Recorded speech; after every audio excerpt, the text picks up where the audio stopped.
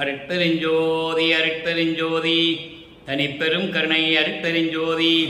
எல்லா உயிர்களும் இன்புற்று வாழ்க, வள்ளல் மலரடி வாழ்க வாழ்க, கொல்லா வருதம் குவளையெல்லாம் ஓங்குக, நல்லோர் நினைத்த நலம் பெறுக, நன்றி நினைத்த எல்லோரும் வாழ்க இசைந்து. உலக மக்களே, அறிவார்ந்த அன்பர்களே, ஆண்மநேய ஒருமைப்பாடுடைய அன்பர்களே, வல்லப்பம்ம நமக்கு அருளிய திருவுற்பாவில் 3ஆம் திருமுறையில் 5ஆம் பதிகத்தில் இருக்கின்ற பாடலுடைய விளக்கங்களை பார்த்து கொண்டிருக்கிறோம்.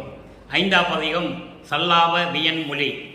சல்லாப வியன்மொழி என்பது ஒரு காதலனும் காதலியும் சந்தித்து கொண்டால் எப்படி இன்பமாக பேசுவார்களோ, எப்படி உரையாடல் செய்வார்களோ, அந்த நிலையில் இருந்து கொண்டு இறைவனும் நமது இறைவன் வல்லற்பமானவர்களும் எப்படியெல்லாம் உரையாடல் செய்கிறார்கள் என்பதை உலக மக்களுக்கு தெரிவிக்கிறார்.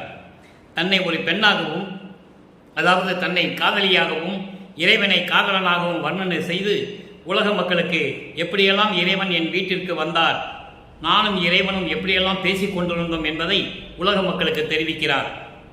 இந்த பாடலுடைய விளக்கத்தை பார்ப்பதற்கு முன்னாலே இதுவரையில் 3ஆம் திருமுறையில் நாம் பார்த்த பாடலுடைய ஒரு சுருக்கம். இறைவன் அருட்பெருஞ்சோதி ஆண்டவராகிய நமது இறைவன் வல்லற்பெருமானவர்கள் ஒரு தாயின் வழியாக இந்த மண்ணுலகை வருவிக்க உற்று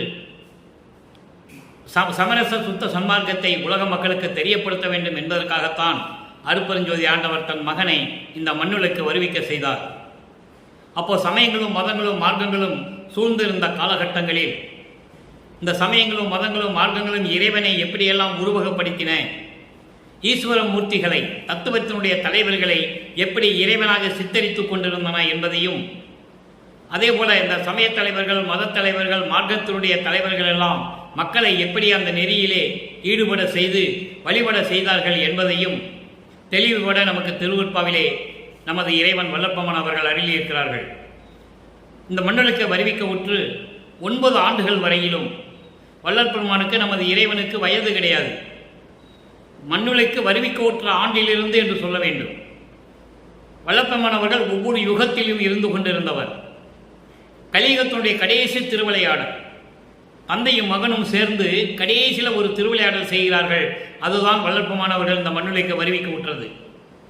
அப்போ இவர் யார் என்று தெரியாத நிலையில், மறைப்பு இருந்த நிலையில், தனதுடைய மனநிலை ஒரு நிலையில் இல்லாமல் இருந்து கொண்டிருக்கிறார் நமது குழந்தை இறைவன் வல்லற்பெருமானவர்கள். 8 வயது வரையிலும், அதாவது வருவிக்க உற்று 8 ஆண்டுகள் வரையிலும் தான் யார் என்ற நிலை அவருக்கே தெரியாது. அப்போ இறைவன் 9வது ஆண்டில் ஆட்கொள்ளுகிறார். 9வது ஆண்டில் ஆட்கொண்ட பிறகு அவருடைய மறைப்பு நிலை நீங்குகிறது. மறைப்பு நிலை நீங்கிய உடனே இந்த மண்ணுலகுக்கு ஏன் வருவிக்க உற்றோம் என்ற நிலை மட்டும் அவருக்கு தெரிகிறது. வருவிக்க உற்றது மட்டும்தான் தெரிகிறது. இறைவனிடம் எந்த அருளையும் பெறவில்லை, இவர் இறைவனை பார்க்கவில்லை. அதன் பிறகு மறைப்பு நிலை நீங்கிய பிறகு திருவெற்றியூர் செல்லுகிறார். காரணம், சமயங்களும் மதங்களும் மார்க்கங்கள் எல்லாம் இறைவனை எப்படி வழிபட்டன, எப்படியெல்லாம் வழிபட செய்தார்கள் என்பதை இவரும் அறிந்து கொண்டு திருவெற்றியூர் செல்லுகிறார்.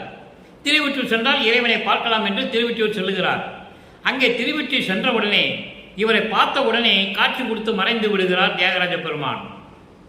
இப்படியெல்லாம் நடந்து கொண்டிருக்கின்ற சூழ்நிலையில் ஒரு நாள் பவனி வரும்போது தெருவிலே நின்று கொண்டிருக்கிறார். இன்றைய இறைவனை எப்படியும் பார்த்து விட வேண்டும் என்று சொல்லி தெருவிலே நமது இறைவன் வல்லற்பெருமான் அவர்கள் நின்று கொண்டிருக்கிறார். அப்போ இறைவன் பவனி வருகிறார் தியாகராஜ பெருமான்.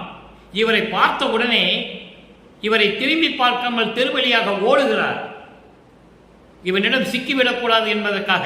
அதனுடைய காரணத்தை பின்னால் வல்லற்பெருமான் சொல்லுகிறார், அதை நாம் பார்க்க போகிறோம். இவரை திரும்பி பார்க்காமல் தெருவழியாக ஓடும்போது இவரும் பின்னாலே ஓடுகிறார். அவர் ஓட்டத்தை இவரால் பிடிக்க முடியவில்லை. அதன் பிறகு நாரையையும் கிளிகளையும் தூது அனுப்புகிறார். தன்னுடைய மனக்குமுறலை, மனதில் இருக்கின்ற துன்பங்களை எல்லாம் துயரங்களை எல்லாம் சொல்லி நீங்கள் போய் இறைவனிடம் சொல்லுங்கள் என்று தூது அனுப்புகிறார். அப்படி அனுப்பியும் பலன் இல்லை. ஏனென்றால் காலங்கள் இருக்கிறது என்று சொல்லி அவர் நினைத்துக் கொண்டிருக்கிறார். அப்போ இப்படி இந்த சூழ்நிலையில் மறுபடியும் பவனி வரும்போது இவர் அங்கே செல்வதற்கு முன்னாலேயே இவர் மனம் அங்கு சென்று நின்று கொண்டிருக்கிறது என்பதை பாடல்களிலே நாம் பார்த்து கொண்டிருக்கிறோம். அதன் பிறகு இனிமேல் அங்கு செல்லக்கூடாது, இறைவன் வரட்டும் என்று சொல்லி வீட்டிலேயே இருந்து கொள்கிறார். அப்போ இறைவன் இவரை தேடி வீட்டுக்கு வருகிறார். இந்த காலகட்டங்கள் நடந்து கொண்டிருக்க போது மூன்றாவது எட்டில் இருந்து கொண்டிருக்கிறார் நமது இறைவன் வளர்ப்புமான். மூன்றாவது எட்டு என்பது 24 மண்ணுலக்கே வருவிக்க உற்று 24 ஆண்டுகள் வரையிலும் இந்த நிலையில்தான் வளர்ப்புமான் இருந்து கொண்டிருக்கிறார். சமயங்களையும் மார்க்கங்களையும் மதங்களையும் பின்பற்றி கொண்டு, அதாவது அதில் இருக்கின்ற அந்த வழிபாட்டு முறைகள் எல்லாம் செய்து கொண்டு, திருநூறு பூசிக்கொண்டு, உத்தராட்ச கட்டையை போட்டுக்கொண்டு எல்லாம் செஞ்சுக்கிட்டு தான் இருக்கிறார். இது திருவற்பாவில் கண்ட உண்மை. அதன் பிறகு வேண்டாம் என்று சொன்னாரே, அது யாரும் மக்களிடம் சொல்லவில்லை. சமரச சுத்த சன்மார்க்கத்தை பெற்ற பிறகு இதெல்லாம் தேவையில்லை என்று சொன்னார். ஏனால் சமயங்களும் மதங்களும் மார்க்கங்களும் சாராத ஒரு மார்க்கம், தனி மார்க்கம் சமரச சுத்த சன்மார்க்கம். எதோடையும் ஒப்பிட்டு சொல்ல முடியாது. இறைவனை நேரடியாக பார்க்கக்கூடிய மார்க்கம், இறைவனுடைய அருளை நேரடியாக வாங்க பெறக்கூடிய மார்க்கம். இது மத குருமார்கள் இல்லை, சமய குருமார்கள் இல்லை, மார்க்கங்களின் குருமார்கள் இல்லை.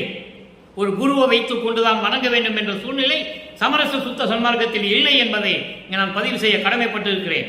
நேரடியாகவே இறைவனை பார்க்கக்கூடிய மார்க்கம். அப்போ அந்த மார்க்கம் வரும்போது எப்படி அவருடைய நிலை என்ன, இறைவனிடம் எப்படியெல்லாம் அருளை பெற்றுக் கொண்டார் என்பதை பார்க்க போகிறோம். முதலிலே இந்த 3ஆம் திருமுறையிலே 5வது பதிகத்திலே சல்லாவது என்மொழி இன்பமாக காதலோடு இறைவனும் இவரும் உரையாடுவது எப்படி உரையாடுகிறார்கள் என்பதை பார்க்க போகிறோம். நன்றாக கவனிக்க வேண்டும். இன்று 7வது பாடல். இதுவரை 6 பாடலுடைய விளக்கங்களை பார்த்திருக்கிறோம். இன்று 7வது பாடல். வில் கண்டாத முதல் மடவால் வேட்ட நடன வித்தகனார். இறைவனை உருவகப்படுத்துகிறார். எப்படிப்பட்ட இறைவன்? இந்த வேதங்களும் ஆகமங்களும் சமயங்களும் மதங்களிலும் மார்க்கங்களிலும் இருந்த தலைவர்கள் எப்படியெல்லாம் இறைவனை உருவகப்படுத்தினார்கள் என்பதை இவரும் உருவகப்படுத்துகிறார். எப்படி இறைவன் இருக்கிறார் என்று. வில் கண்டாத முதல் மடவால் வேட்ட நடன வித்தகனார். சொல் கண்டாத புகழ் ஒற்றி தூயர் இன்று என் மனை புகுந்தார். நல்லா கவனிக்கணும். நீங்க வல்லப்பவானவர்கள் இந்த மண்ணுலக்கை வருவிக்க விட்டு இந்த காலகட்டங்களில் எப்படியெல்லாம் இருந்தார் என்பதை இந்த பாடலிலே தெளிவாக நமக்கு அருளி இருக்கிறார்கள் என்பதை நீங்கள் புரிந்து கொள்ள வேண்டும். அதன் பிறகு பாருங்க, நில் கண்டார் கண் மயலடை என்றார், நீர் தா என்றார், நிகழ்த்திய சொல் கல் கண்டாம் என்று உரைத்தேன் நான். கல் கண்டாம் என்று உரைத்தாரே. இவர் ஒன்று சொல்றாரு, இறைவன் ஒன்று சொல்றாரு. சொற்கள் விளையாடுகிறது, எதுகையும் மோனையும் விளையாடுகிறது, சல்லாப சொற்கள் விளையாடுகிறது. நல்லா புரிஞ்சுக்கணும் நீங்க. இவர் ஒன்று சொல்ல இறைவனை பார்த்து இறைவன் ஒன்று சொல்றார். அதான் சல்லாப வியன்மொழி. இப்ப இந்த பாடலுடைய பதவுரை பாருங்க. வில் கண்டாத முதல் மடவாள். அதாவது வில் கண்டாத முதல் மடவாள் என்றால் வில்லை போன்று, வில்லு எப்படி இருக்கும்? வளைந்து அழகாக இருக்கும். அதுபோல கண் உடையவள் யாரு? உமையாள். அப்படி அந்த உமையாள் வில் போன்று கண் உடைய அழகாக இருந்து கொண்டிருக்கின்ற உமையாள் விரும்பிய இறைவன் வித்தகனார். வித்தகனார் என்பது வல்லவன், வித்துக்களை செய்கின்றவன், சித்துகளை செய்து கொண்டிருப்பவன், வல்லவன் என்று பொருள். அப்படிப்பட்ட இறைவன் என்று சொல்லுகிறார். வில் போன்று வளைந்து அழகான கண்களை உடைய உமையாளை விரும்பிய இறைவன். சொல் கண்டாத புகழொற்றி தூயறிவர். சொல்ல முடியாத அளவிற்கு புகழோடு விளங்கிக் கொண்டிருக்கின்ற திருவொற்றியூரிலே இருக்கின்ற தூய இறைவன், தூயவன். அவர் என் மனை புகுந்தார், என் வீட்டிற்கு வந்தார். நல்லா கவனிக்கணும்.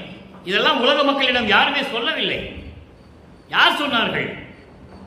வல்லப்பமார்கள் வருவிக்கு விட்டு 200 ஆண்டுகள் ஆகிவிட்டன. இறைவனுடைய இறைநிலையையும் வல்லப்பமான் அவருடைய மகன் என்ற ஒரு நிலையையும் யாருமே இந்த உலகத்திற்கு சொல்லவில்லை என்பதுதான் வேதனையான விஷயம். அப்போ இவர் வீட்டுக்கு வர்றாரு. வீட்டுக்கு வந்து நேர நின்று பார்க்கிறார். பார்த்த உடனே அவரிடம் சொல்லுகிறார், வல்லப்பமானிடம் சொல்லுகிறார், இந்த பாடலிலே சொல்லப்பட்டது இவர் பெண்ணாக இருப்பதனால், அதாவது காதலியாக உருவகப்படுத்துகிறார் இவரை, அவரை காதலனாக உருவகப்படுத்துகிறார். அதனால்தான் சொல்லுகிறார், நில் கண்டார், நின்று என்னை பார்த்து கண் மயல் அடை என்றார். கண் மயங்குகிறது, மயக்கம் வருகிறது, நீர் குடு என்றார், நீர் தா என்றார். தண்ணி குடு, உன்னை பார்த்த உடனே கண்ணு அப்படியே மயங்குதுன்னு சொல்றார். அப்படின்னு என்ன அர்த்தம்? உன் அழகில் மயங்கி விட்டேன் என்ற அர்த்தம். இது பாடலுடைய பொருள். ஆனால் உலக மக்களுக்கு சொல்ல வேண்டியது கருத்து நான் சொல்லுகிறேன். மயலடை என்றார், நீர் தா என்றார். அப்போ நான் சொன்னேன், உங்களுடைய பேச்சு மொழி கல்கண்டு போல இனிக்கிறது என்று சொன்னேன். அதற்கு அவர் சொல்லுகிறார், ஆம், கல் கண்டாம் என்று உரைத்தாரே, எனது கண்டம் கழுத்து கல் போன்று இருக்கிறது என்று சொல்லுகிறார். வார்த்தைகள் விளையாடுகின்றன எதுகை முனையோடு, அவ்வளவுதான். இவரே உன்னுடைய பேச்சு கல்கண்டு போல இருக்குதுன்னு சொல்றாரு. அவரு ஆமா, என் கண்டம் கல்லு மாதிரி இருக்குது. என அவர் விஷத்தை உண்டு கழுத்திலே நிறுத்தி கொண்டவர். அதை இங்கே குறிப்பிடுகிறார். இதனால் இது உலக மக்களுக்கு இதன் மூலம் என்ன தெரிவிக்கின்றார் நமது இறைவன் வல்லப்பமான அவர்கள்? உலக மக்களே, நான் இந்த மண்ணுலக்கு வருவிக்க உற்று நான் யார் என்று தெரியாத நிலையில் துன்பப்பட்டு கொண்டிருந்த போது எனக்கு காட்சி கொடுத்து என்னை ஆட்கொண்டு மறைந்து விட்டார். அதன் பிறகு இறைவனை பார்க்க நான் திருவெற்றியூர் சென்று தெருவிலே நின்று இருக்கும்போது என்னை திரும்பி பார்க்காமலெல்லாம் ஓடினார். நாரையும் கிளிகளையும் தூது அனுப்பி பார்த்தேன், பலன் இல்லை உலக மக்களே. அதன் பிறகு இனிமேல் திருவெற்றியூர் செல்லக்கூடாது என்ற நிலையில் நான் வீட்டிலே இருந்தபோது இறைவன் என் வீட்டிற்கு வருந்தார். என் வீட்டிலே என்னோடு இனிமையாக பேசி என் உள்ளத்தை நெகிழ வைத்தார் என்று சொல்லுகிறார். இதான் இந்த பாடல் உலக மக்களுக்கு தெரிவிக்கிறார். இப்ப இந்த பாடலுடைய பொருளை கோர்வையாக சொல்லுகிறேன். இந்த பாடலுடைய பொருள், இந்த பாடல் மூலம் உலக மக்களுக்கு என்ன என்பதை நான் சொல்லிவிட்டேன். வில்லை வளைத்தது போன்ற அழகிய கண்ணுடைய பெண்ணை, அதாவது உமையாளை விரும்பிய நடன வல்லவர், சொல்ல முடியாத அளவிற்கு புகழ் உச்சியில் இருக்கின்ற திருவொற்றியூரில் இருக்கின்ற இறைவன், அவர் என் வீட்டுக்குள் இன்று நுழைந்தார். என் வீட்டிற்கு என் எதிரே நின்று என்னை பார்த்தார். கண் மயக்கம் வருகிறது, எனக்கு நீர் குடு என்று கேட்டார். எதற்கு என்று கேட்டேன், உன் அழகில் மயங்கி விட்டேன் என்று சொல்லுகிறார். அப்போ அங்கே காதலன் காதலியை பற்றி சொல்லுகிறார். உன்னுடைய அழகிலே நான் மயங்கி விட்டேன், கண் மயக்கம் அடைகிறது, நீர் குடு என்று கேட்டார், தண்ணீர் குடு என்று கேட்டார். உடனே நான் சொன்னேன், ஆம், உங்கள் மொழி கற்கண்டாக இருக்கிறது, நீங்கள் பேசும் சொற்கள் கற்கண்டு போன்று இனிமையாக இருக்கிறது என்று சொன்னேன். அப்போ இறைவனை இவரை எப்படி பேசிக்கிறாங்க? இது யார் சொன்னது? உலக மக்களுக்கு யாருமே சொல்லலையே. அப்போ இனிமையாக பேசிக் கொண்டிருக்கிறார்கள். அப்போ அவர் சொல்றாரு, ஆம் பெண்ணே, என் கண்டம் கல் போன்று இருக்கிறது என்று அவர் சொல்லுகிறார்.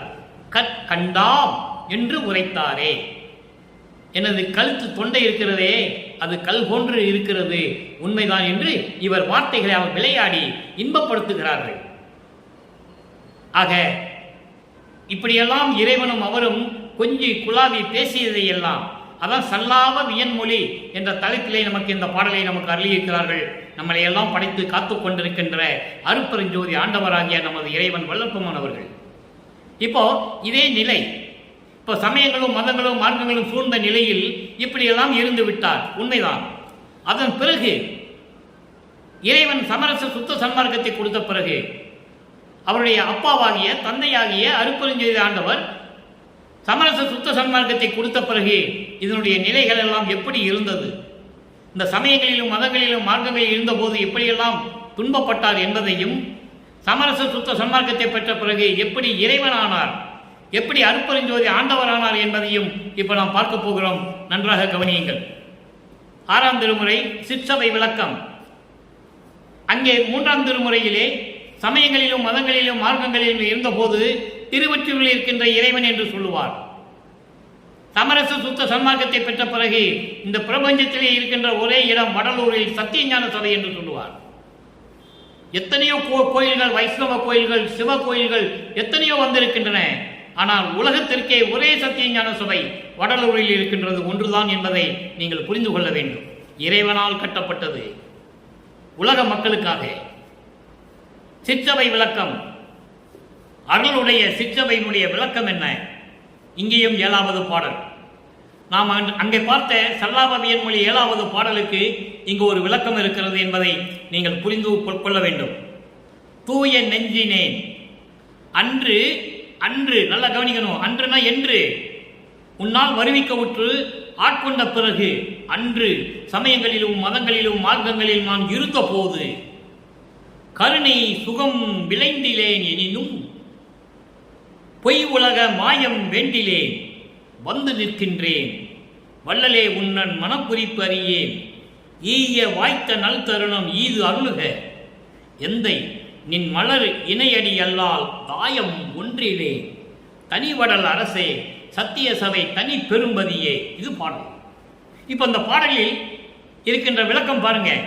அன்று உன்னால் வருவிக்க உற்று நீ ஆட்கொண்ட பிறகு சமரச சுத்த சன்மார்க்கத்தை கொடுப்பதற்கு முன்னாலே சமயங்களிலும் மதங்களிலும் மார்க்கங்களிலும் இருந்து கொண்டிருந்த போது கருணையினுடைய பேரின்பத்தை நான் விரும்பவில்லை. உன்னுடைய கருணையின் பேரின்பத்தை நான் விரும்பவில்லை, எனக்கு தெரியாது.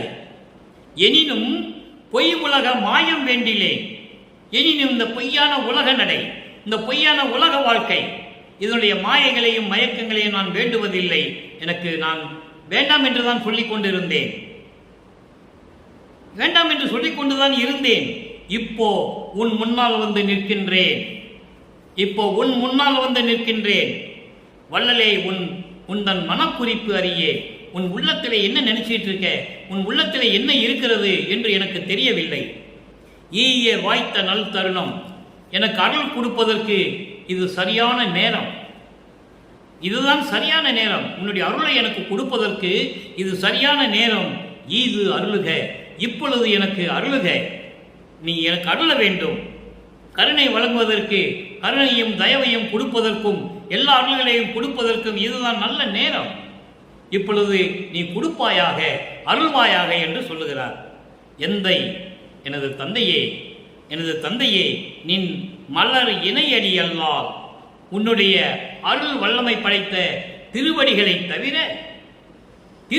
தவிர தாயம் ஒன்றிலே, தாயம் ஒன்றிலேன் என்றால் எனக்கு எந்த விதமான உரிமையும் இல்லை. உன் திருவடிதான் எனக்கு உரிமை, உன் திருவடிதான் எனக்கு அடைக்கலம்.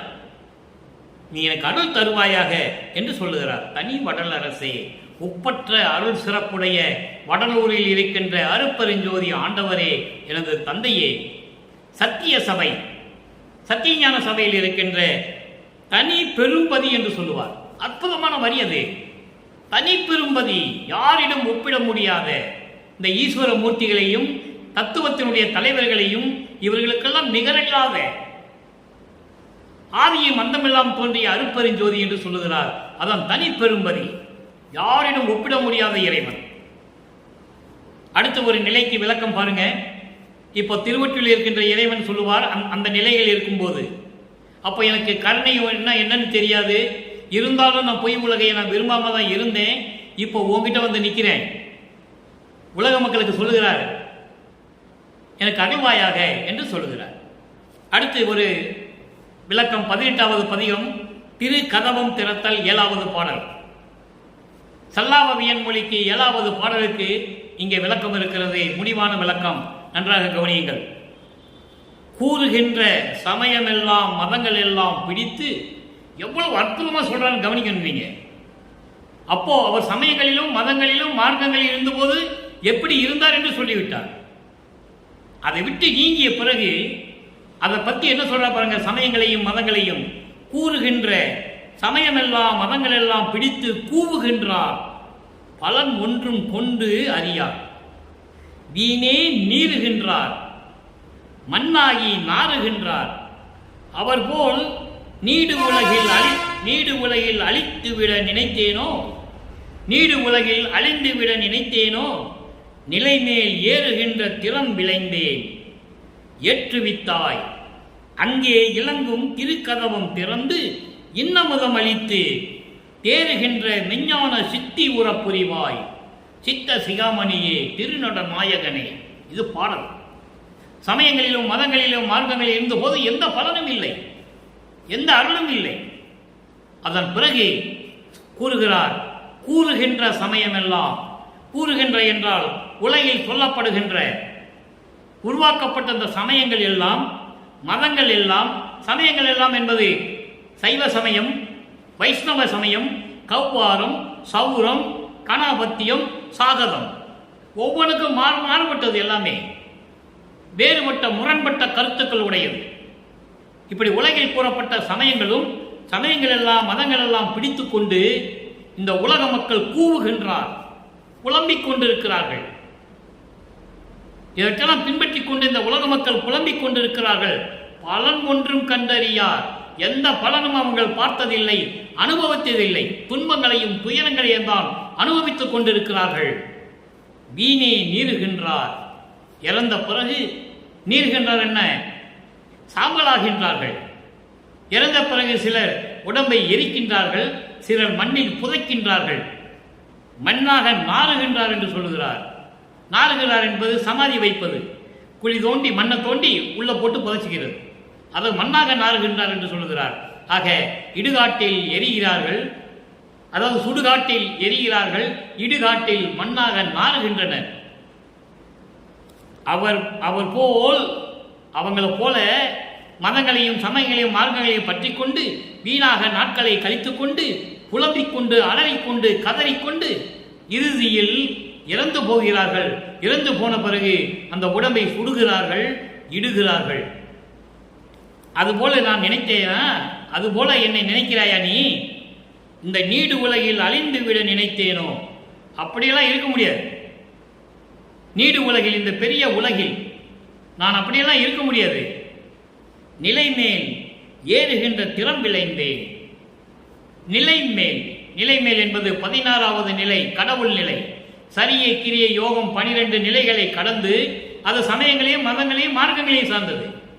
13வது நிலையாகிய ஞான சரியிலிருந்து ஞான சரியை, ஞான கிரியை, ஞானத்தில் யோகம், ஞானத்தில் ஞானம், இந்த 16வது நிலையை ஏறுகின்ற வல்லமையை உன்னிடம் நான் விரும்பினேன், கேட்டேன், வேண்டிக் கொண்டிருக்கிறேன்.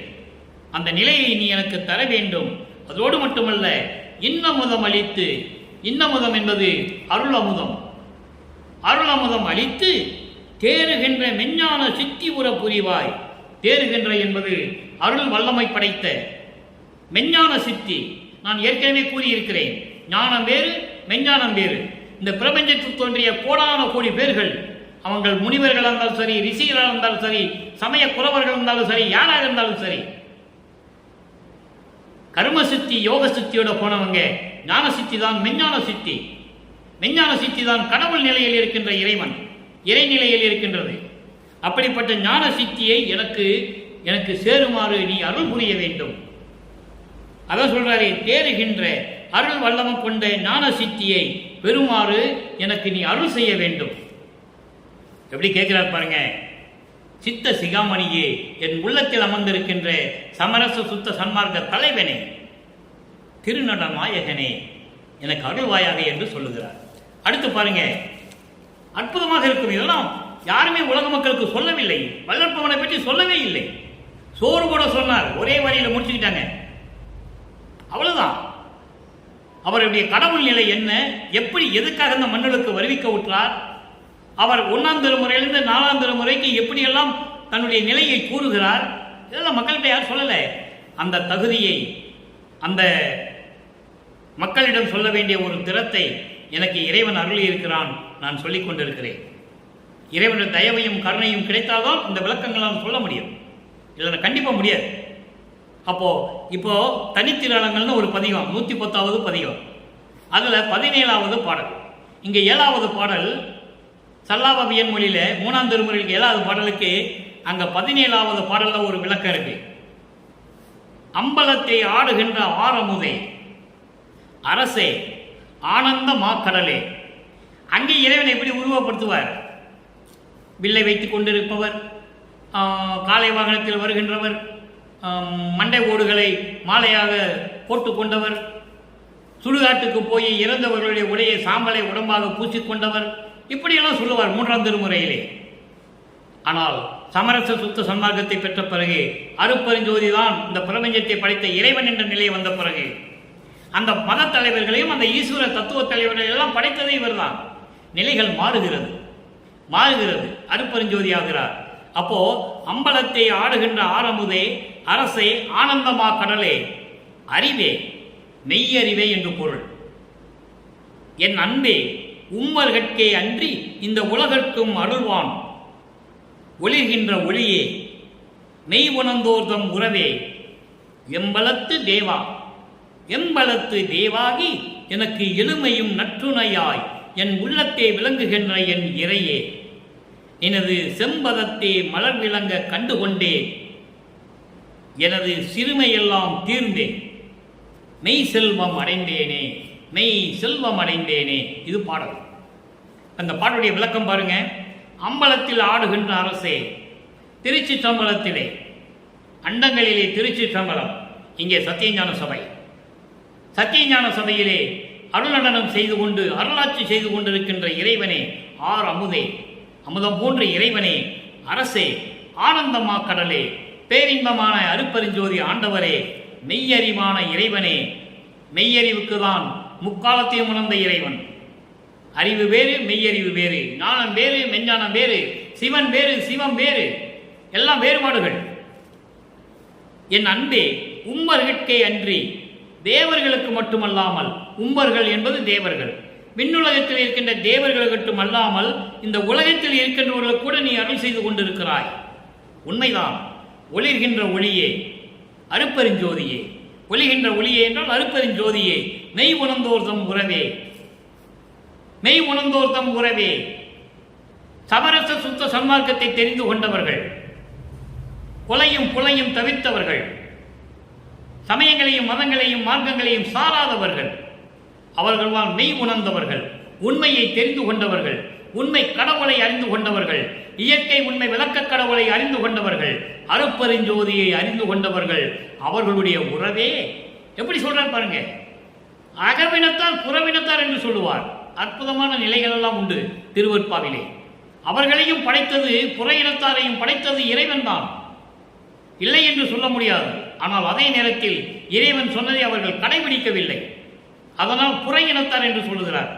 அங்கதான் இங்கே சொல்றாரு, மெய் உணர்ந்தோர்தம் உறவே, சமரச சுத்த சன்மார்க்க நெறிகளை பின்பற்றி கொண்டிருக்கின்ற, கொலையும் புலையும் தவிர்த்த, சமயங்களையும் மதங்களையும் மார்க்கங்களையும் சொல்லப்பட்ட சங்கற்ப விகற்பங்களை எல்லாம் தவிர்த்த அன்பர்களுடைய உறவே. தெளிவா சொல்லுகிறார். எம்பல தேவாகி என் உயிரினும் மேலான இறைவனே, எம்பலம் என்பது என் உயிரினும் மேலான, என் உயிரினும் மேலான இறைவனே, எனக்கு எளிமையும் நற்றுணையாய் என் உள்ளத்தே விளங்குகின்ற என் இறையே. இந்த எளிமையும் என்பது வல்லப்பமானவர்கள் பல இடங்களிலே திருவுட்பாளி அருளி இருக்கிறார்கள். 7 உலக அவத்தை விட்டும் ஏறினேன் மேல்நிலை, அதற்கு உயிர்தோறும் ஊழிதோறும் ஊழி உயிர் தரைத்து ஓங்கினேன் என்று சொல்லுவார். எளிமை என்பது 7 வகையான பிறப்பு இறப்புகள். அகவலிலே சொல்லுவார், ஊர்வன, பரப்பன, உருவன, நடப்பன, ஆறுழல் காத்த அருட்பெருஞ்சோதி என்று சொல்லுவார். ஊர்வன என்பது ஊர்ந்து செல்லக்கூடிய உயிரினங்கள், பரப்பன என்பது பறந்து செல்லக்கூடிய உயிரினங்கள், உருவன என்பது தாவரங்கள், நடப்பன என்பது நடந்து செல்லக்கூடிய உயிரினங்கள். இந்த 4 சேர்த்து தேவர்கள், அரக்கர்கள், மனிதர்கள், இந்த 3ஐயும் சேர்த்துக்கிறார். இந்த 7 வகையான பிறப்பு இறப்புகளை எல்லாம் எனக்கு நீக்கி நல்துணையாய், நல்ல துணையாக இருந்து கொண்டு என் உள்ளத்திலே விளங்கி கொண்டிருக்கின்ற அருட்பெருஞ்சோதி ஆண்டவரே என்று சொல்லுகிறார். அப்போ நான் மரணமில்லா பெருவாழ்வில் இருந்து கொண்டிருக்கிறேன் என்று சொல்லுவார். அதுதான் இதற்கு பொருள். அப்போ நினது செம்பதத்தே மலர் விளங்க கண்டு கொண்டேன், உன் திருவடியிலே அருள் இருக்கிறது என்று நான் தெரிந்து கொண்டேன், உன் அருளுடைய திருவடிகளுக்கு நான் அடைக்கலம் என்று நான் தெரிந்து கொண்டேன், எனது சிறுமையெல்லாம் தீர்ந்தே மெய் செல்வம் அடைந்தேனே. இங்கே சிறுமையெல்லாம் தீர்ந்தே என்பது துன்பங்களையும் துயரங்களையெல்லாம் தீர்ந்து என்பது உலகியல் விளக்கம். சமரச சுத்த சன்மார்க்க விளக்கம் என்பது சிறுமை என்பது சிறுமை கொண்ட நெறிகளிலே இருந்தது. சமயங்களிலும் மதங்களிலும் மார்க்கங்களிலும் இருந்து கொண்டு அந்த நெறிகளை பின்பற்றி கொண்டு அந்த சிறுமை நெறிகளிலே நான் இருந்து கொண்டிருந்தேன், எல்லாம் தீர்ந்து விட்டது. தெளிவாக சொல்லுகிறார். அன்பர்களை இங்கு பேசக்கூடிய அத்தனை விளக்கங்களும் திருவற்பாவில் இருக்கின்ற வார்த்தைகள், விளக்கங்கள். எனது சொந்த கருத்து ஒரு வரி கூட கிடையாது, ஒரு சொல்லு கூட கிடையாது. அப்போ இப்படியெல்லாம் தீர்ந்து விட்டேன், நான் மெய் செல்வம் அடைந்தேனே. மெய் செல்வம் என்பது இறைநிலையை அடைந்தேனே, கடவுள் நிலை அறிந்து அம்மையமாகிவிட்டேன் என்று சொல்லுகிறார். அதான் மெய் செல்வம் அடைந்தேனே என்று சொல்லுகிறார். அடுத்து தன்னை ஒரு தலைவியாகவும் உள்ளத்தை தோழியாகவும் வர்ணனை செய்து இந்த சல்லாப வியன்மொழியில் இருக்கின்ற பாடலுக்கு இங்கு ஒரு விளக்கம் இருக்கிறது. 116வது பதிகம் ஆடேடி பந்து. ஆடேடி பந்து என்பது உள்ளமும் உள்ளத்திடம் இவர் அறிவுரை சொல்லுவது. இவரும் உள்ளமும் சேர்ந்து எப்படி உரையாடுகிறார்கள் என்பதை தான் ஆடேடி பந்து என்ற தலைப்பிலே கொடுக்கிறார். ஆடேடி பந்து என்பது பந்து விளையாடுவது போல, பந்து விளையாடும் போது எப்படி உரையாடி கொள்வார்கள் அதுபோன்று உள்ளமும் மனமும் இவரும் உரையாடி கொண்டிருக்கிறார்கள், அதை சொல்லுகிறார். நல்லா கவனிக்கணும். 7வது பாடல் வில்லாவ சல்லாவ வியன்மொழி 3ஆம் திருமுறையிலே சல்லாவ வியன்மொழியில் இருக்கின்ற 7வது பாடலுக்கு இங்கு ஒரு விளக்கம் இருக்கிறது. சிவமே பொருள் என்று அறிவால் அறிந்தேன். அங்கே சமயங்களிலும் மதங்களிலும் மார்க்கங்களையும் சார்ந்திருந்த போது இவன் தான் இறைவன் என்று அறிந்து கொண்டிருக்கிறார், நினைத்துக் கொண்டிருக்கிறார். வேறு வழி இல்லை. அப்போ அவருக்கு சுத்த சன்மார்க்கம் தெரியாது. இப்ப சுத்த சன்மார்க்கத்தை பெற்ற பிறகு சொல்லுகிறார், சிவமே பொருள் என்று அறிவால் அறிந்தேன். நான் ஏற்கனவே சொன்னது போல அன்பர்களே, சிவன் வேறு சிவம் வேறு. சிவன் சமயங்களையும் மதங்களையும் மார்க்கங்களையும் சார்ந்தவன், ஈஸ்வர மூர்த்திகளில் ஒருவன், ஈஸ்வர தத்துவத்தை கொண்ட தலைவர்கள். அதை நீங்கள் நல்லா புரிஞ்சுக்கணும். அருப்பெருஞ்சோதிக்கு சமயமும் மார்க்கமும் கிடையாது. சாதியும் மதமும் சமயமும் பொய்யென ஆதியில் உணர்த்தி அருப்பெருஞ்சோதி. சாதியும் மதமும் சமயமும் காணா ஆதி அநாதையாம் அருப்பெருஞ்சோதி. தாய் வயிற்றில் முளைக்காதவருக்கு சாதி குலம் அறியாது என்று சொல்லுவார். இப்படியெல்லாம் நிறைய விளக்கங்கள் இருக்கின்றன, உண்மைகள் இருக்கின்றன, யாரும் மறுக்க முடியாது. அப்போ சிவமே பொருள் என்று அறிவால் அறிந்தேன். சுத்த சிவம்தான், சுத்த சிவம்.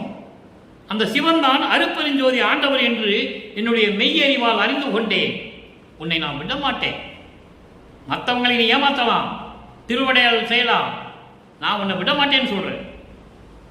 அப்படிப்பட்ட இறைவனே சுத்த சிவம்தான் அருப்பெருஞ்சோதி ஆண்டவர் என்று நான் அறிந்து கொண்டேன், மெய்யறிவால் அறிந்து கொண்டேன்.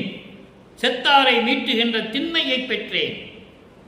இறந்து போனவர்களை எழுப்புகின்ற வல்லமையை நான் பெற்றுக்கொண்டேன். இப்படியெல்லாம் சொல்றார் பாருங்க. அதோடு மட்டுமல்ல, ஊமேயம் இல்லாத ஒரு நிலை தன்னில் 1 2 எண்ணாத உண்மையில் நின்றேன். அதாவது மாறுபட்ட காலங்களில் சமயங்களிலும் மதங்களிலும் மார்க்கங்களிலும் இருந்து கொண்டு, மாறுபட்ட எண்ணங்களில் இருந்து கொண்டு இதுதான் ஒரு நிலை என்று எண்ணிக்கொண்டிருந்த நேரத்தில் 1 2 என்று, அதாவது மனசில் நினைச்சுக்கிறது, இதான் அதான் நினைக்கிறது, சரியா தவறா, அதான் 1 2 என்று சொல்கிறார். இப்படி நிலையில் இருந்து கொண்டிருந்த நான் இப்போ உண்மையில் நின்றேன். சமரச சுத்த சன்மார்க்கத்தை பெற்ற பிறகு உண்மை எது என்று எனக்கு தெரிந்து விட்டது. அந்த நிலையில் நான் இருந்து கொண்டிருக்கிறேன் என்று சொல்லுகிறார். அதான் சொல்றாரு, ஊமேயம் இல்லாத ஒரு நிலைதனில் 1 2 எண்ணாக உண்மையில் நின்றேன். அப்படி மாறுபட்ட கருத்து இல்லாமல், இது சரியா தவறா என்று எண்ணம் மனம் குழப்பம் இல்லாமல் அதெல்லாம் விட்டுவிட்டு உண்மையில் நின்றேன். ஒரே நிலையில் சுத்த சன்மார்க்கத்தை பெற்ற பிறகு இயற்கை உண்மை விளக்கத்தில் நான் நின்றேன். தவமே புரிகின்றார் எல்லாரும் காண, தவமே புரிகின்றார் எல்லாரும் காண என்பது உன்னையே நினைத்துக் கொண்டு இருக்கின்ற அடியார்கள் எல்லாம் பார்க்கும்படி, அது மண்ணுலகும் விண்ணுலகும் சேர்ந்தே சொல்லுவார். விண்ணுலகத்திலும் மண்ணுலகத்திலும் இருக்கின்றவர்கள் எல்லாரும் காணும்படி தயவால் அழைக்கின்றேன். யார்கிட்ட சொல்றாரு? தோழிகிட்ட, உள்ளத்திட்ட சொல்றாரு. இதெல்லாம் சொல்லிட்டு எல்லாரும் பார்க்கின்றபடி அறியும்படி நான் தயவால் உன்னை அழைக்கின்றேன் என் தோழி. உள்ளத்திடம் சொல்லுகிறார். எப்படி சொல்றாருன்னா, அவமே போகாது என்னோடு ஆடேடி பந்து, அவமே போகாது என்னோடு ஆடேடி பந்து, அருட்ஜோதி கண்டு ஆடேடி பந்து, வீணாகி போகாமல். ஏன்னா உலக மக்கள்லாம் என்ன சொல்லுவாங்க, உங்ககிட்ட இல்லாத பொல்லாத சொல்லி உன் உள்ளத்தை குழப்பி விட்டுருவாங்க. அப்படி போகக்கூடாது, வீணாகி போயிடக்கூடாது. இப்போ நம்ம சுத்த சன்மார்க்கத்தில் இருந்து கொண்டிருக்கிறோம். உள்ளத்திடம் சொல்லுகிறார், உள்ளத்தை தோழியாக வர்ணனை செய்து உலக மக்களுக்கு சொல்லுகிறார். ஆக நம்ம எல்லாரும் உள்ளத்தில் என்ன நினைத்துக் கொண்டிருக்க வேண்டும்? நாம் சமரச சுத்த சன்மார்க்கத்தில் இருந்து கொண்டிருக்கிறோம் என்ற நினைப்பு, அந்த எண்ணம் நம் உள்ளத்தில் நிலையாக இருக்க வேண்டும். அதான் சொல்றேன், அதான் மக்களுக்கு சொல்றேன். அப்போ தோழியே, வீணாக போகாமல் நான் சொல்வதை கேட்டு என்னோடு இருந்து விளையாடுவாயாக. ஆடேடி பந்து என்னோடு இருந்து கொண்டு மகிழ்வோடு இருப்பாயாக. அருட்பெருஞ்சோதி கண்டு ஆடேடி பந்து. நமது இறைவன் அருட்பெருஞ்சோதியை பார்த்து மகிழ்வோட சந்தோஷமாக இருக்கிறேன் என்று சொல்லுகிறார். அதான் ஆடேடி பந்து என்ற தலைப்பிலே இந்த பாடலை நமக்கு அருளி இருக்கிறார்கள். எனவே அன்பர்களே, இன்று நாம் பார்த்த பாடலை விளக்கம் உங்களுக்கு புரிந்திருக்கும் என்று நான் கருதுகிறேன். எப்படி சல்லாப வியன்மொழியிலே இறைவன் தன் வீட்டிற்கு வருகிறார், வீட்டிற்குள்ளே உட்கார்ந்து கொண்டு இறைவன் எப்படி இவரை பார்த்து சொல்லுகிறார், பெண்ணை உன் அழகில் நான் மயங்கி விட்டேன், கண் மயக்கமடைகிறது, நீர் கொடு என்று கேட்கிறார், தண்ணீர் கொடு என்று கேட்கிறார். இவர் தண்ணீர் கொடுக்கிறார், தன்னை பெண்ணாக உருவப்படுத்தியதனால். ஏன்னா காதலனும் காதலியும் பேசும்போது அப்படிதான் சொல்ல வேண்டும், பெண்ணாகவும் ஆணாகவும் சொல்ல வேண்டும். அப்பதான் அது சந்தோஷமா இருக்கும். அந்த நிலையில் சொல்லுகிறார். ஆனால் உலக மக்களிடம் சொல்லுவது எப்படி என்றால், உலக மக்களே, நானும் இறைவனும் என் வீட்டிற்குள்ளே இருந்து கொண்டு பேசிக் கொண்டிருந்தோம். அப்போ என்னை பார்த்து என் கண் மயக்கம் அடைகிறது, எனக்கு நீர் கொடு, தண்ணி கொடு என்று கேட்டார். ஏனால் மகனை பார்த்த சந்தோஷத்தில் என்று அவர் சொல்லுகிறார். ஆனால் நான் தண்ணீர் கொடுக்கும் போது உங்கள் பேச்சு கல்கண்டு போல இனிக்கிறதை என்று சொன்னேன். நான் சொன்னதற்கு அவர் என்ன சொல்லுகிறார் என்றால், ஆமாம், என் கண்டம் கல் போன்று இறுகிதான் இருக்கிறது என்று சொல்லுகிறார் என்று சொல்லி அவ்வளவு சொல்லாத மொழியிலே வார்த்தைகள் விளையாட்டிலே எதுகமனையோடு இறைவனோடு பேசியதை உலக மக்களுக்கு தெரிவிக்கிறார். சமயங்களும் மதங்களும் மார்க்கங்களும் கடந்த பிறகு, சமரச சுத்த சன்மார்க்கத்தை பிறகு முடிவான விளக்கங்கள் 6ஆம் திருமுறையிலே எந்தெந்த பதிகத்திலே 7வது பாடல், சல்லாபவியன் மொழியிலேய 7வது பாடலுக்கு எந்தெந்த பதிகத்திலே 7வது பாடலிலே இருக்கின்றது என்ற விளக்கத்தையும் பார்த்து விட்டோம். எனவே உலக மக்களே, அன்பர்களே, சமரச சுத்த சன்மார்க்கத்தை மேற்கொண்டு இறைவன் ஒருவன் என்ற நிலையில் சைவ நெறியில் இருந்து கொண்டு எந்த உயிர்களையும் கொலை செய்யாது துன்புறுத்தாது அந்த நிலையில் இருந்து கொண்டு அசைவ உணவுகளை உண்ணாமல் சைவ உணவுகளையே உட்கொண்டு, ஏன்னால் சமரச சுத்த சன்மார்க்கத்தின் நெறியே அதான். கொஞ்சம் கஷ்டமாக தான் இருக்கும், முதல்ல போக போக சரியாயிடும். அந்த நிலையில் இருந்து கொண்டே நான் இறைவன் அருளை பெற வேண்டும். அடுத்த பிறப்பு நமக்கு வேண்டாம், தேவையில்லை. இறைவனுடைய திருவடியிலேயே இருக்கலாம். அது சுத்த சன்மார்க்கத்தினுடைய தனித்தன்மை. அறிவு விளங்கும். சைவ நெறியில் இருந்து கொண்டு இறைவனை வணங்கி இறைவனுடைய அருளையும் பொருளையெல்லாம் பெற்றுக்கொண்டு நீங்கள் இந்த வையகத்திலே வாழ்வாங்கு வாழ வேண்டும், நோயற்றவள் வாழ வேண்டும் என்று இறைவனுடைய தயவாடையும் கருணையோடையும் இந்த வள்ளலார் ஊழியன் வாழ்த்தி விடைபெறுகிறேன். மீண்டும் நாளை சந்திப்போம். நன்றி, வணக்கம். அருட்பெருஞ்சோதி, அருட்பெருஞ்சோதி, தனிப்பெரும் கருணை அருட்பெருஞ்சோதி.